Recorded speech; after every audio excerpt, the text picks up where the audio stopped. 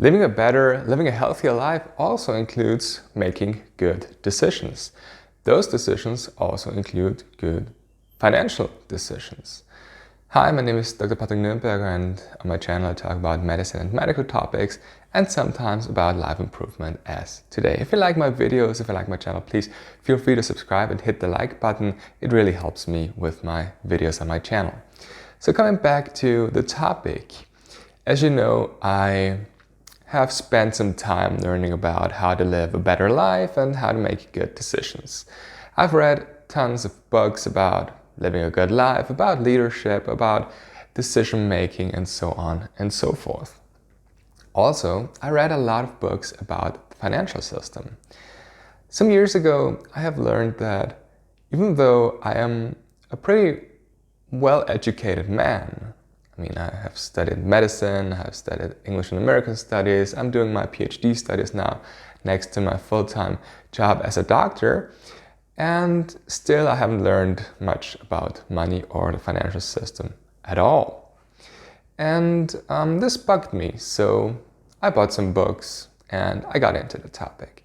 And as I learned more, it started to get really interesting to me, because I learned what money is, how it works, and what we do with our money. And I learned that we sometimes make decisions that are not too great for ourselves and for our financial well-being. So we buy houses, we buy cars that we can't afford, we buy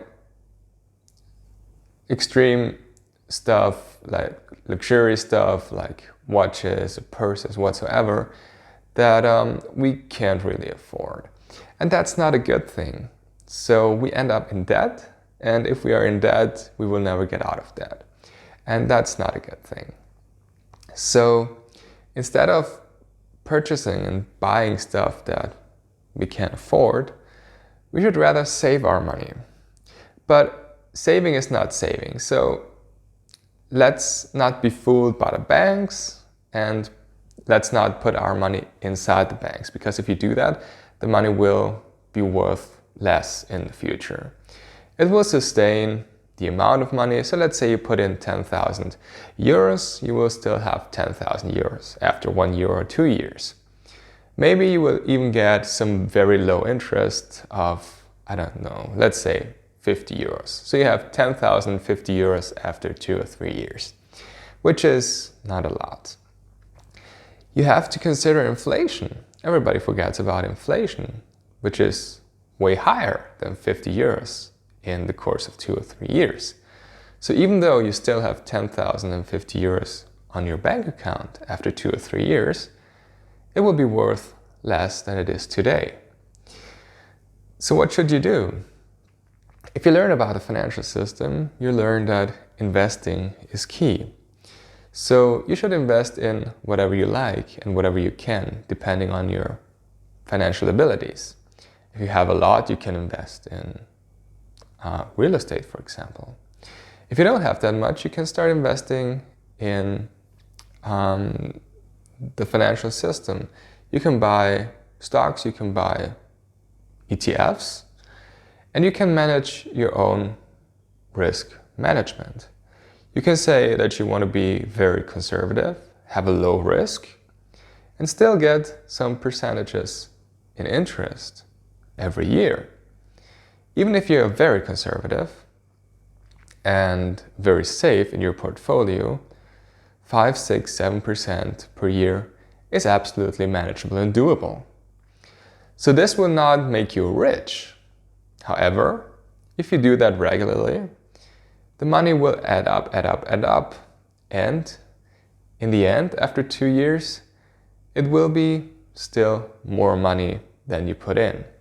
So if you put in 10,000, you will have, let's say, 10 or 14% more in 2 years. So that's way more than the 50 euros you got from your bank where you have your savings account. If you have a higher risk, if you want to do riskier stuff, you can even get into very high percentages that you can get as a turn back. But you have to live with the risk, and you can lose more money as well. But for me, it's important to tell people that instead of just putting their money into saving accounts, you should at least invest in a very risk-free and safe, let's say, ETF portfolio. So where you have a lot of stocks combined. And this should be diversified all around the globe and around different asset classes so that you will be safe. You probably don't know what an asset class is. You probably don't know what diversification is. And that is my point. I also did not know that some years ago. I had to learn that. And you should learn that as well. And you should learn that before you start investing any money in any stock or ETF or whatsoever. That's the important key message here. Always get your education first and find out what there is behind the financial system before you start investing. People who invest just because somebody tells them to, or just because they heard that it's a good thing, they will probably make bad decisions. They will probably end up losing money. And I don't want you to lose money. I want you to get financially educated and then make good decisions for yourselves. Because in the end, living a good life, and as you know, I'm a huge fan of this holistic approach, that you have your peace of mind, that you also have your financial well-being, so that you're safe and you don't have to worry. And this will also add up to a good somatic health. Because if your mind is healthy, if you as yourself are healthy, then it will be easier for you to be also somatically, also bodily healthy. This is one step. For me, financial freedom is important because there's one big pressure that is taken away from you. If you feel financial pressure, you won't be that happy, and that is absolutely understandable. So working on that is one key for a happier life. And also, in my opinion, for a successful life. Because you need to make good financial decisions to be financially well off. And it's more often than not easy to make better financial decisions if you have the education that you need. As I said, I'm not a financial advisor, and I'm not trying to give financial advice here. My only advice is that you should get financial education. Read some books about the topic. There's some good YouTube channels here that teach you stuff about the financial system.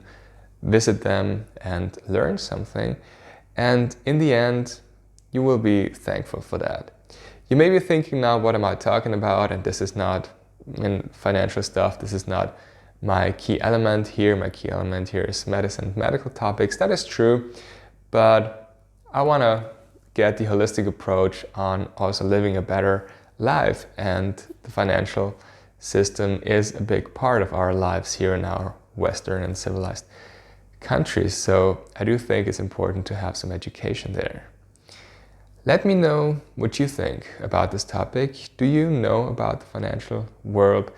I've asked many people, colleagues, friends that are also very highly intelligent, highly educated people that have never had financial education.